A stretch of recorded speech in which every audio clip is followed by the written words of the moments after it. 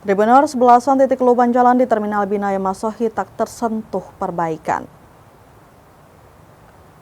Belasan titik lubang jalan di dalam kawasan Terminal Binaya Masohi, Kabupaten Maluku Tengah, tak tersentuh perbaikan.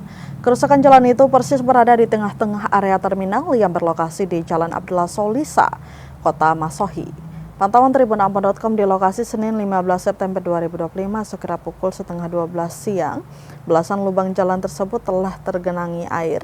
Lebar lubang jalan yang paling besar diperkirakan hampir mencapai 2 meter, membuat jalanan bergelombang. Nampak angkutan umum jurusan Amahai Masohi, Makariki Masohi, dan taksi komersil berjejeran di dalam terminal. Terminal Binaya bersebelahan dengan Pasar Binaya Masohi sebagai area tempatan kendaraan angkutan umum roda 4. Terminal Binaya terpantau cukup ramai.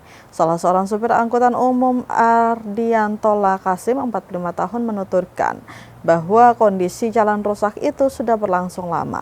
Dikatakan rusaknya jalan semakin parah saat musim hujan beberapa waktu lalu. Sayangnya belum ada perbaikan dari pihak terkait. Ia juga mengaku titik jalan rusak itu mengganggu pengendara. Dirinya berharap agar pemerintah dapat melihat kondisi rusaknya jalan di area terminal dan bisa diperbaiki.